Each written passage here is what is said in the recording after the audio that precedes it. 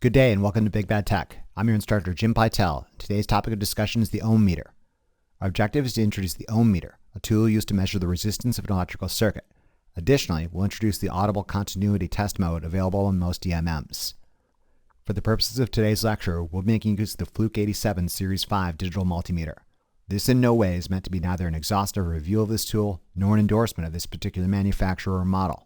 I only wish to present the function of interest on a representative example so the viewer can gain some practical exposure to this function and interpret the manner in which the results are displayed. A digital multimeter, or DMM, is a single meter that has multiple, hence the term multi, mode settings. DMMs can be used to measure both DC and AC voltage and current, resistance, capacitance, forward bias voltage of a diode, frequency, and much more. Today, we're only going to look at the ohm meter function of Fluke 87 Series 5 DMM, where an ohm meter is a device used to measure the resistance between the two terminals of interest in units of ohms. We'll examine other functions of this DMM in later lectures. The Fluke 87 Series 5 DMM is a portable or handheld multimeter meant to travel with a technician from place to place. This is in contrast to something like a BK Precision 2831E, which is a benchtop model, meaning it is meant to be plugged in at a workstation and only infrequently moved from place to place. A DMM uses a set of test probes to measure the resistance of an element placed between the two tips. The business end of the test probes can be standard pointed probes, alligator clips, or retractable hook clips. For applications with small clearances, I don't recommend using alligator clips because they're clunky and prone to accidentally touching other components in small spaces and have limited use in motor control circuits. For a small clearance circuit, an example being a circuit on a prototyping board, I'd recommend using the retractable hook clips. In super tiny clearance circuits, you can actually hook a wire to the end of the clip and now use that as your test point. For circuits with larger clearances, one can use the alligator clips or the pointed probes. The pointed probes are super handy for motor control elements like contactors and overloads. Often the terminals of contactors and overloads are located inside protected wells. The pointed probe can reach the bottom of the well and a technician can take measurements safely without ever being exposed to energized conductors. Before we make use of the ohm meter function, we need to insert the leads. Black lead into the black hole. Red lead into the red hole, indicated with an ohm, shorthand for units of resistance over it. Yes, you can put a black lead in a red hole or a red lead in a black hole, just like you can put a hat on your foot, but that is not its intended purpose. To place the Fluke 87 Series 5 DMM in ohm meter mode, turn the selector switch to the position identified with an ohm symbol. One can enable the backlit display in low light conditions by pressing the leftmost display light button in the second row of functions along the top. The DMM displays OL, which is shorthand for overload, indicating the resistance between the two probes is too great to be measured, which implies an open circuit. This is this DMM's way of telling us that there is no conductive path between the two probes. Different types of DMMs might indicate an open by saying overload, blinking digits, or straight up spelling out open on the display. When I touch the probes together, resistance plummets, indicating the test leads present an extremely low resistance path. This is an excellent way of function testing the leads. Leads with a break would indicate an open circuit and would not be suitable for testing the resistance of other elements.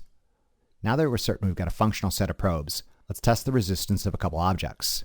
Before doing so, let me explain a couple of important rules about using an ohm meter. First, the item under test must not be energized, i.e. it needs to be powered off if you don't want to destroy your ohm meter.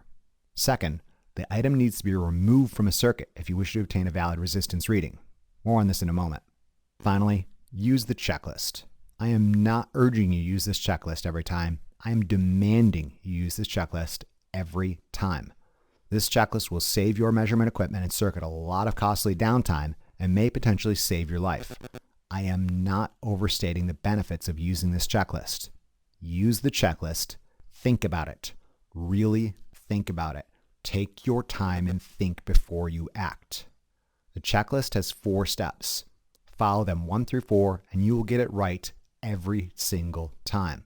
Skip a step, do a step wrong, or do a step out of order, and you will get it wrong every single time. Function, leads, range, placement. Function.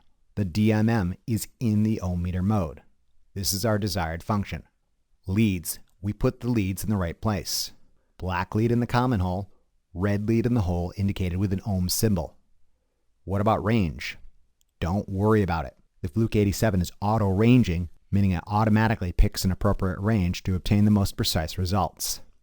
Now, you can force it out of auto-range mode into manual mode if you want to, but we'll keep it as is. Finally, placement. All you need to do to check the resistance of an object is to place the test probes from terminal to terminal. On a very basic level, ohm meters are commonly employed to check the continuity of a circuit.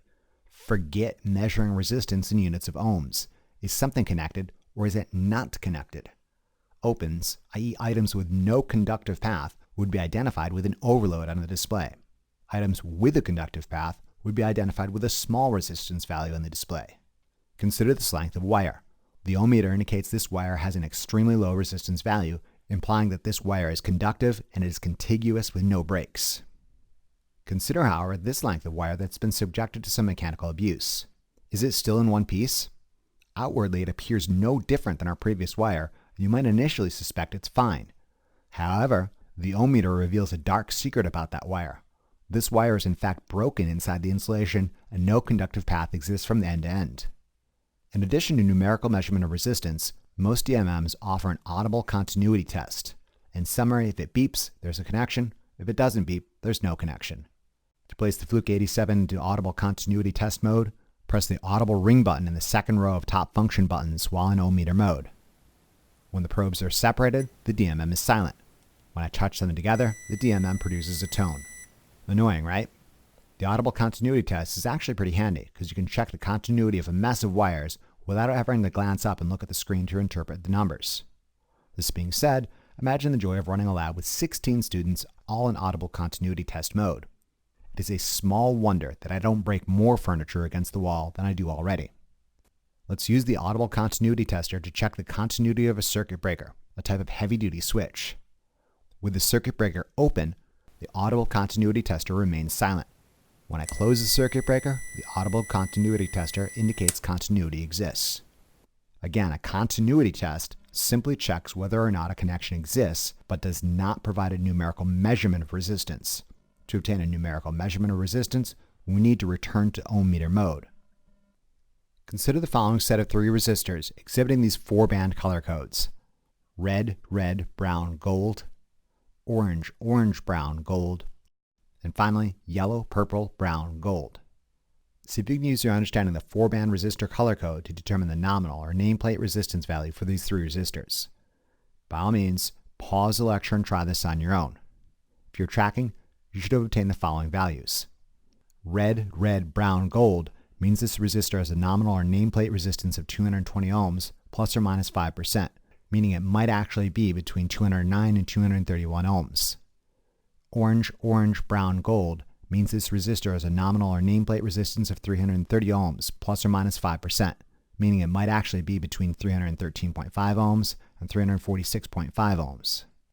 Finally, yellow, purple, brown, gold means this resistor has a nominal or nameplate resistance of 470 ohms plus or minus 5%, meaning it might actually be between 446.5 ohms and 493.5 ohms. Let's use the ohm meter to test if these resistors are inside their expected tolerance range. When placed between the probes of the ohm meter, resistor A with a nominal value of 220 ohms appears to have a resistance of 223.7 ohms. This is inside our expected range. Similarly, when placed between the probes of the ohm meter, resistor B with a nominal value of 330 ohms appears to have a resistance of 331.3 ohms. This is inside our expected range. Finally, when placed between the probes of the ohm meter, resistor C with a nominal value of 470 ohms appears to have a resistance of 471 ohms. This is inside our expected range. Let's now examine series arrangements of resistors. See if you can calculate the total resistance of A in series with B, B in series with C, and finally A, B, and C all in series with one another. By all means, pause the lecture and try this on your own. If you're tracking, you should have obtained the following values. A in series with B should present a total resistance of approximately 555 ohms. B in series with C should present a total resistance of 802.3 ohms. Finally, A, B, and C in series with each other should present a total resistance of 1026 ohms, or more appropriately, approximately 1 kilo ohm. When placed between the probes of the ohm meter, the series combination of resistors A and B appears to present a resistance close to our theoretical calculations. Similarly, when placed between the probes of the ohm meter, the series combination of resistors B and C appear to present a resistance close to our theoretical calculations. Finally, when placed between the probes of the ohm meter, the series combination of resistors A, B, and C appears to present a resistance close to our theoretical calculations. You will note the order of series elements does not influence total resistance. For example, the series combination of A, B, and C would have the same total resistance as would ACB, BAC, CAB, or any other possible permutation of A in series with B in series with C. In summary, series resistances add up, and the order in which you add them does not influence total resistance in any way, shape, or form.